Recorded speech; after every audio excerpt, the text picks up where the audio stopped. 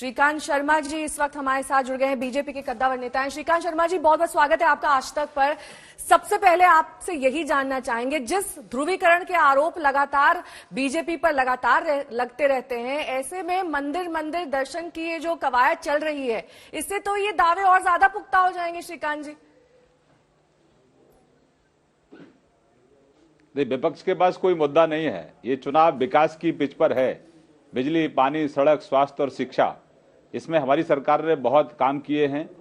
2014 से और 2019 का सफर देखें तो प्रधानमंत्री जी ने गरीब को उसकी थाली में सजाकर बहन बेटियों के लिए शौचालय दिया है। गरीब को पक्की छत हम लोगों ने दी है। आयुष्मान का कार्ड 5 लाख का प्रति परिवार, स्वास्थ्य का बीमा हमने कराया है। और प्रधानमंत्री जी ने गरीब की झोंपड़ी को अंधेरे से मुक्त किया है, रोशनी पहुंचाई है। गरीब की झोंपड़ी को धुएं से मुक्त किया है, वहां गैस का चूल्हा पहुंचाया है। किसान सम्मान निधि किसानों को दे रहे हैं। और जैसे ही दोबारा हमारी सरकार बनी तो धारा 370 को हम लोगों ने समाप्त किया। तो एक तरफ जहां आम जन की जो आवश्यकताएं हैं उनको भी हमारी सरकार पूरा कर रही है, और जो हमारी वैचारिक प्रतिबद्धता है समाज के प्रति, अपने कैडर के प्रति, अपने विचार के प्रति, अपने आप के प्रति, उस पर भी हम लोग काम कर रहे हैं। पंडित दीनदयाल उपाध्याय जी का जो सपना था अंत्योदय का, पंक्ति में जो पीछे व्यक्ति खड़ा है उसका उत्थान, उस पर भी हमारे प्रधानमंत्री ने काम किया 14 से 19 तक, और लगातार उस पर हम लोग कार्य कर रहे हैं।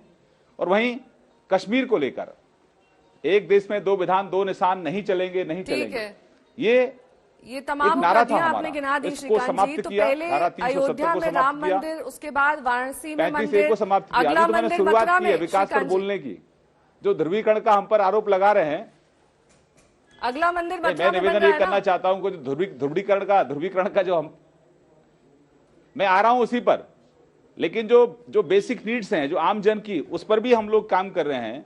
और जो सांस्कृतिक राष्ट्रवाद का जो हमारा मुद्दा है उस पर भी हम काम कर रहे हैं। अगर अयोध्या में जो दिव्य और भव्य मंदिर का निर्माण हो रहा है, उसकी अपेक्षा कांग्रेस शासन में और सपा बसपा के शासन में ये सनातनी कभी कर नहीं सकते थे, क्योंकि ये वही लोग हैं जो राम मंदिर के निर्माण पर सवाल खड़े करते थे। ये वही लोग हैं जो राम के अस्तित्व पर सवाल खड़े करते थे। ये वही लोग हैं जिन्होंने अयोध्या में कार सेवकों पर गोली चलाई थी। तो ऐसे लोगों से मंदिर निर्माण की अपेक्षा आप नहीं कर सकते। हमारे प्रधानमंत्री जी ने काशी का मॉडल दिया है, भव्य और दिव्य कॉरिडोर बनाया है। उसी तर्ज पर जहां हमारे भगवान कृष्ण विराजमान हैं, जो गर्भगृह है, इसको दिव्यता भव्यता देना हमारा काम है, क्योंकि भगवान कृष्ण हमारी आत्मा है। और अगर उनके स्थान को दिव्यता भव्यता अगर हम नहीं देंगे, हमारी सरकार नहीं देगी, तो कौन देगा? तो ये तो हमारी प्रतिबद्धता है, वैचारिक प्रतिबद्धता है, सब लोग जानते हैं। जाट वोटरों पर आ जाते हैं। कल एक अहम मुलाकात हुई अमित शाह की, जिसमें कई अहम जाट नेताओं से वो मिले। उसके बाद ये कहा गया कि जाट सब खुश हैं आपकी पार्टी से, आपको सारा जाट वोट मिल रहा है।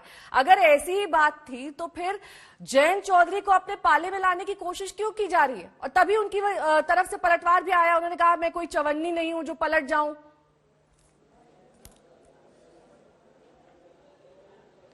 देखिए, कौन क्या है, कौन चवन्नी अपने आप को कह रहा है, कौन अठन्नी कह रहा है, इसमें भाजपा का कोई सरोकार नहीं है। हम ना किसी को चवन्नी कह रहे हैं, ना किसी को हम अठन्नी कह रहे हैं। नहीं तो आप हम तो ये कह रहे हैं कि भाजपा तो कर रहे हैं ना, उनकी अहमियत तो आप जानते ही हैं, उनकी अहमियत तो आप जानते हैं। उन्हें अपने पाले में लाने की कोशिश कर रहे हैं, कह रहे हैं कि उन्होंने गलत पार्टी से हाथ मिला लिया है। तो सही पार्टी बीजेपी थी उनके लिए। पोस्ट पोल अलायंस की संभावनाएं अभी भी बनी हुई है क्या? हमारे पाले में उत्तर प्रदेश की जनता है। हमारे पाले में वह सब परिवार हैं जो इस प्रदेश से गुंडई को समाप्त करना चाहते हैं। वह सब परिवार हमारे पाले में है जो अंधेरे से, जिनको हमने मुक्त किया है। वह सब परिवार हमारे पाले में हैं जो माफिया से परेशान थे, भू माफिया से, खनन माफिया से, शराब माफिया से। वह सब हमारे पाले में है। जो बेहतर स्वास्थ्य सेवाएं चाहते हैं वो सब हमारे पाले में है। बेहतर शिक्षा चाहते हैं वो सब हमारे पाले में है। और प्रदेश की प्रगति जो चाहते हैं, यह प्रदेश एक नंबर का प्रदेश बने, वो सब हमारे पाले में है। तो हम तो 100% की राजनीति करते हैं, हम 20% की राजनीति नहीं करते। तो इसलिए चाहे कोई भी जाति वर्ग क्यों ना हो, हम सबके लिए काम कर रहे हैं। और प्रधानमंत्री का स्लोगन है सबका साथ, सबका विकास, सबका विश्वास और सबका प्रयास। तो सभी को साथ लेकर चल रहे हैं। ये समाजवादी पार्टी, कांग्रेस, बहुजन समाजवादी पार्टी, इन्होंने तुष्टीकरण की राजनीति की, जातिवाद की राजनीति की, एक दल आता था, सपा आती थी तो एक विशेष जाति की राजनीति करते थे, बसपा आती थी तो एक विशेष जाति की राजनीति करते थे, कांग्रेस आती थी तो तुष्टीकरण की राजनीति करती थी। हमारी सरकार में बताइए कौन ऐसा घर है जिसमें बिजली नहीं है? कौन ऐसा गरीब है जिसको राशन नहीं मिल रहा है 2-2 बार? कौन ऐसा व्यक्ति है जिसको हमने वैक्सीन नहीं लगाई? कौन ऐसा व्यक्ति है जिसको स्वास्थ्य सेवाओं का लाभ नहीं मिल रहा? हमने समान रूप से पूरे प्रदेशवासियों को एक साथ हम लेकर चल रहे हैं। तो जयंत तुष्टीकरण चौधरी की कह रहे हैं माफी राजनीति मांगी का है आरोप हम पर 700 कोई न लगाए, किसान परिवारों बल्कि से अपने माफी गिरेबान में मांगे झांक कर बीजेपी, देखें। जिनके घर का चिराग बुझ गया, जिनमें से एक सदस्य चला गया इस पूरे आंदोलन में। देखिए, मैं कौन क्या कह रहा है मेरा विषय नहीं है, मैं उस पर एनर्जी वेस्ट नहीं करना चाहता, ना आपकी ना अपनी।